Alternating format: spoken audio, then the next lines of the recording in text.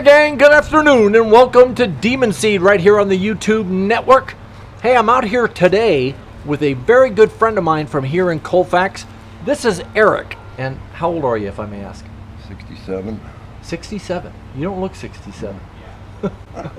Now, the interesting part about Eric, and this is why I really wanted to interview him, is Eric was a true American hobo. I mean, he has rode the rails all across the United States and been to places that you can't imagine and had some very interesting adventures. So I wanted to talk to Eric and get a little bit of background on him and, revisit some of those places that he's been to. Now, how do you actually get on a train? I mean, trains are moving past and all that. What's the trick? The trick is to wait till it stops. Is to find out where they stop. Yeah. Because they're too big and too dangerous to try and get on fast. Or there's a thing they call catching on the fly, which is you catch the train while it's running, and that's really dangerous. And if you slip, you're going to get killed or mangled, leave. So it's best to wait until it stopped. Did you ever know anybody who didn't make it? Yeah, I knew a lieutenant up in Klamath Falls that got part of his gear caught on a car and it flipped him under the train, cut him all up. He died. Really? And then some other people lost legs and arms. Yeah. All right, Eric, I understand you're also a painter and an artist. Yeah. How long have you been painting? Probably since I was old enough to hold a pencil. Yeah. So I've been painting full on since 1980. Since 1980. I painted before that, but just not really. What got you into art? I took it in school, I took it you take it in grade school, you take it in junior high, you take it in high school. I even took some in college, you know what I mean? So yeah. So you went to college? Oh yeah, and I went to Long Beach State. What did you study in college? I studied criminal justice administration. Really? Yeah, because I was getting ready I was laying a foundation to go to law school. So that was the legal language, that was the legal English. Yeah. And so I took that. And so how long did you go to college? I went to college 8 years. Did you really? Yeah. Wow. So what's it like actually riding on a train? A freight train's a lot rougher. This has got a lot better suspension. Freight train's pretty rough. But if you're sitting on a car, you sit on the floor, the porch, or whatever it is you get into or onto. So what kind of people do you meet? When I first went out and was riding a train, I met some really interesting people. There were a lot of guys out there who were really educated. There were a lot of guys out there with a lot of military experience. There were a lot of guys out there who were riding as hobos to do the American tradition thing of being a hobo and going from here to there and work. And so I met some really interesting people, But I didn't meet anybody until I'd rode it for like 2 years. And then I started. What do you mean you didn't meet any? You just kept to yourself? Yeah, I kept to myself and just kept riding. And so after a while, there was a grapevine. There was a information highway out there among people. So I would, for instance, I stopped one time in Ogden. I was walking down the tracks, and these two guys were sitting over there, and a fellow hollered over there. He said, "Hey, Eric, you want a cup of coffee?" I didn't know them, but they knew who I was. You know what I mean? Because they'd heard. Yeah. Well, there was a guy out here, his name's Eric, he's riding. So I went over and had a cup of coffee, and both of them ended up being friends, and I worked with one of them in several other places, and then you start meeting on your different routes. Each guy kind of has his own place where he works different places, and so we cross paths and have breakfast and work and whatever. So you develop friendships out there that are pretty unique. I met doctors, lawyers. That were riding the trains? Yeah. The thing about being a hobo is, as you're following work, you're seeking work, see? And so you can't stay where you're at because there isn't any work, and so you go to the place where there's work. What kind of work are we talking about? Usually it's cleanup work. Like janitorial stuff, that kind of thing? Not like janitorial in a building. It's like cleanup construction sites, labor crews to landscape, labor crews to do cleanups, labor crews to do prep work, And so what did you do? Did you make just enough money to move on, or? Yeah, that's about it. Yeah. I figured if I made enough for my tobacco and coffee and my daily bread, I was doing good, you know. Yeah. So I don't think I ever rode out there with more than $30 in my pocket. And when I rode with $30 in my pocket, I thought I was rich, you know. So I stopped at one place and got off and had a hamburger, which is like the first time I'd been able to do that in 3 or 4 years. So I mean, it was just you're dealing with that level of poverty where that's what it is. I would pick up cans to get tobacco money and to make my food if I couldn't find work. And when the cans run out, then I'd just catch the train and go to the next place. Before I rode the trains, I ate out of dumpsters for 2 years because that's all it was available. There wasn't anything else. That's where you had to get your food unless you went out and begged. And that isn't allowed. You can't panhandle. It's just not. Don't panhandle. You've never been I've gone out and begged for food, but that's something that you just don't do. Hobo, there's a classification system. There's a bum. That's the guy that won't work, and he asks everybody for everything. Then there's a tramp. He'll work sometimes, but he'll do the bum thing too. Ask people for money or whatever, but he'll work. Then there's a hobo, and he won't ask anybody for anything, but he'll ask for work. And wherever I went, I asked for work. So there's three different classes. Yeah. Oh, I see. And so there's guys out a hobo, a tramp, and a bum. Yeah, right. Okay. Have you ever been married? Yeah, I was married for 6 years. Before I got hurt, when I was going to college and had my own little thing going and working. And happily married? Have kids or anything? No kids. No? After I got hurt, it came unglued. Now, why is that? I mean, why was that such a big turning point? Because that was there the whole time before. I just didn't see it. What was there? That it wasn't going to go on. It was just not going to go on, so it stopped. You can see what the society's doing. I got into some Zen philosophy and stuff, and some of the stuff that Jesus was saying, and I could see what was going on and knew that I couldn't catch up with it, and that's a social function that was going on. And that by the injury, it slowed me down enough that I couldn't get to where I wanted to go. So when I got to the point where I was tired of walking, a friend asked me, he said, "Hey, Eric, are you tired of walking?" And I said, "Yeah," because I just walked 12 miles into Tucson, Arizona. And he said, "Well, come on, I'll show you how to get around." So we went on the SP down from Tucson to El Paso, and then the Missouri Pacific from El Paso to Fort Worth, and got work along the way. And yeah. And so that was like, wow, okay, that's good, I can do that. So I went out and learned the system. I spent 2 years learning where the trains went.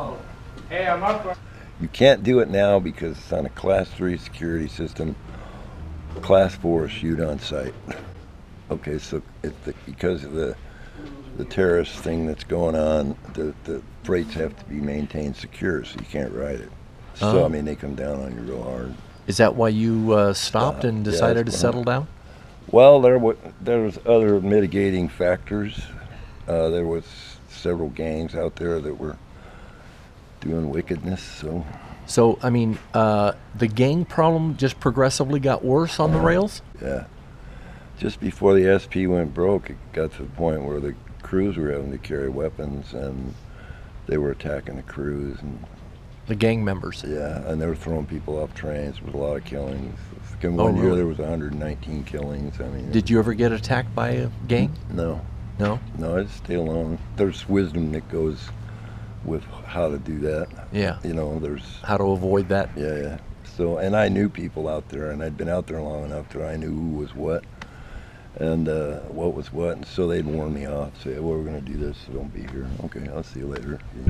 You have to be meek. You have to put on meekness like a coat and disappear.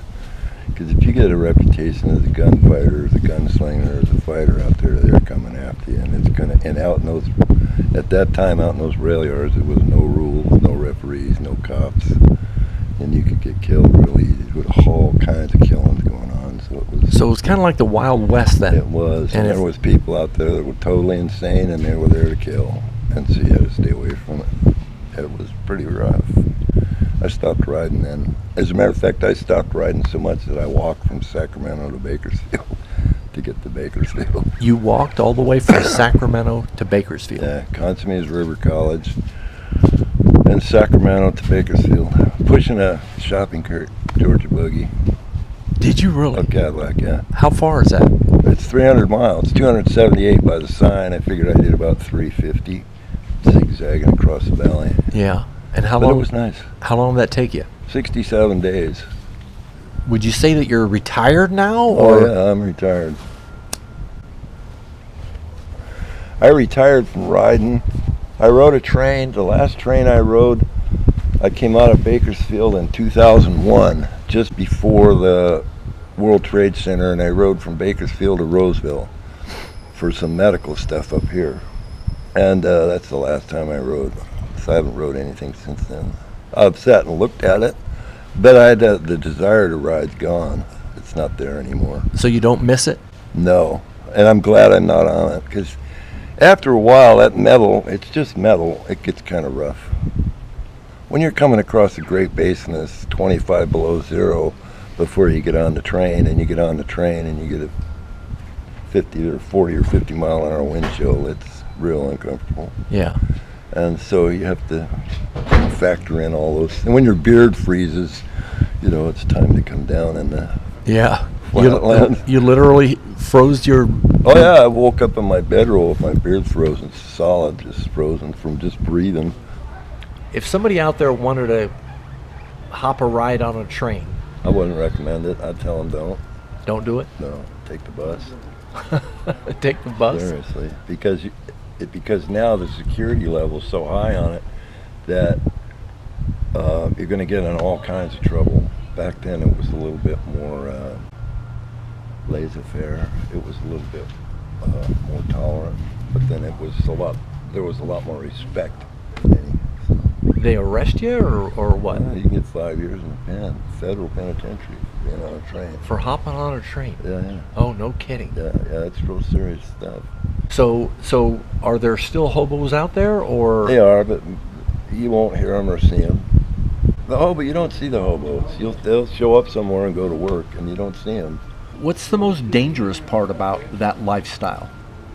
Getting on the train or getting off the train, and then if there's anything there, if you ride into a gang place or you ride into some place where they got a drug war going on, you don't know what you're riding into. So, I mean, there was a time when it was really safe, and now it isn't.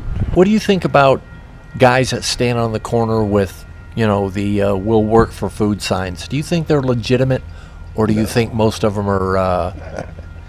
I know guys that boasted in making $1,000 a day holding a sign and spent their time and their money at the Hyatt House, the Marriott, and laughed their asses off. I know guys that made really good money flying signs. There was a whole culture of flying signs, man. So in the Christmas and Thanksgiving, they made really good money. There was a school in New York City that guy guaranteed you if you paid him the money and went to his school, you make $1,000 a day. And he taught how to hold signs? How to fly signs, how to panhandle, how to do the whole deal. And I know guys that went there and they said, I make $1,000 every day. And they'll pick the toughest places you ever thought of and go there and make $1,000 a day. And So- they live in the most expensive motels. I mean, it's like, I'm sleeping out in the bush, man. And these guys are raking it in, but then that's part So of it. why didn't you ever get into it? I don't know. I think it's pride. I'm a laborer. I think there's a point where if you get into that and get past so far, you can't get back to being a regular person. You know what I mean? Yeah. Did you ever get so down and Yeah. destitute that Boy. you had to? I did in Kentucky, man. I'd been 4 days without food. I went right out and started begging, because I needed to get some food. And I didn't care about money. I didn't want any money. I just needed to get some food. Oh. So I went and begged, and that's a hard thing to do. And most places I can pick up cans or do something to inch up on it a little bit, find a spot labor office or something, So if you're up there and you're out on the street and you're out there living on your shoes, that's because that's what you're doing. You're living on your shoe sole. You got to go 1,000 miles to get the water that ain't frozen. Well, how you get there, that's up to you, you know. Me, I'd hit the trains. But yeah, it's just to get to the water. Just to get the water that's not frozen. The whole damn thing's frozen. You know what I mean? Yeah. You look at the map, the whole thing's frozen.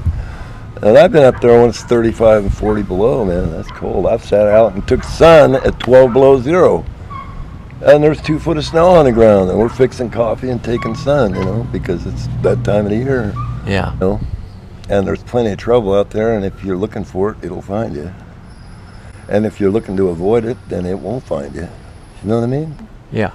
So that's kind of the best advice I could give on that. Mm-hmm. What kind of work did you look for? What kind of work did you like doing? It's manual labor, spot labor, cash paid daily. I work cash paid daily only. I work how many hours? Cash a day. I don't. And they pay you cash right there. Right there. Yeah. Cash at the end of the job. I'm not interested in a check. I don't want to talk to you about next week. I want just cash a day. So would you consider your life now to be lonely? No, I'm only lonely. Now that was a good one. When I first went out there was a whole thing about loneliness going on, you know.